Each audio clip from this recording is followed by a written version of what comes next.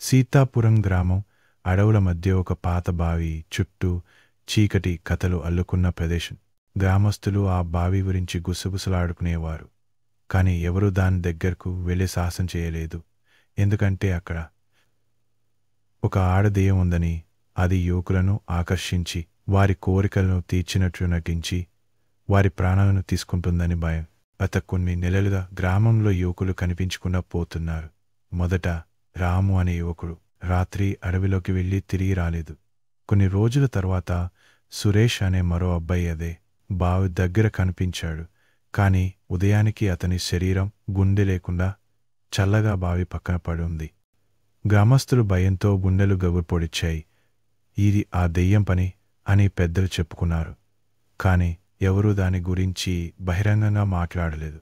ఇంతలో గ్రామానికి కొత్తగా వచ్చిన కిషన్ అనే యువకుడు ఈ కథలను నమ్మలేదు.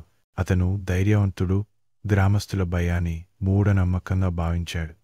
ఒక రాత్రి స్నేహితులతో సవాల్గా బావి దగ్గరకు వెళ్ళాడు. చీకట్లో ఒక అందమైన యువతి కనిపించింది. ఆమె కళ్ళు మాయమైనవి, గొంతు తీయగా ఉంది. నీవు ఏం కోరుకుంటావు అని ఆమె అడిగింది.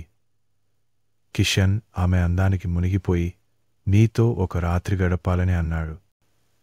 ఆమె నవ్వింది, కాని ఆ నవ్వులో ఒక భయానక ధ్వని దాగి ఉంది. నీ కోరిక తీరుతుంది, కాని నీవు నాకు నీ గుండె ఇవ్వాలి అంది.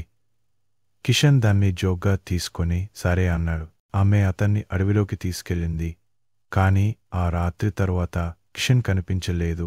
ఉదయానికి అతని శరీరం బావి దగ్గర గుండె లేకుండా కనిపించింది. గ్రామస్తుల ఆందోళన ఆకాశాన్ని తాకింది. ఈ దెయ్యం మన గ్రామాన్ని నాశనం చేస్తుంది అని వారు గట్టిగా అరిచారు. అప్పుడు గ్రామంలో పెద్దయిన ఒకరు ఒక కథ చెప్పాడు. అనసూయ అనే యువతి చాలా సంవత్సరాల క్రితం ప్రేమలో మోసపోయి ఆ బావిలో దూకి చనిపోయిందని. ఆమె కోరిక నిజమైన ప్రేమ తీరకుండానే ఆమె ఆత్మ ఆ బావిలో చిక్కుకుంది.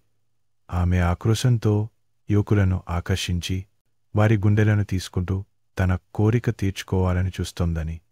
గ్రామస్తులు బావిని మూసేయాలని నిర్ణయించారు. కాని అనసూయ ఆత్మ ఇంకా తిరుగుతోందని, ఆమె కోరిక తీరే వరకు గ్రామంలో యువకులు భయంలోనే ఉంటారని గుసగుసలాడుకున్నారు. అప్పటినుండి రాత్రులు ఎవరూ ఆ బావి దగ్గరకు వెళ్ళలేదు. కాని అనసూయ గుండె లేని శరీరాలు మాత్రం గ్రామాన్ని భయంలో ఉంచాయి.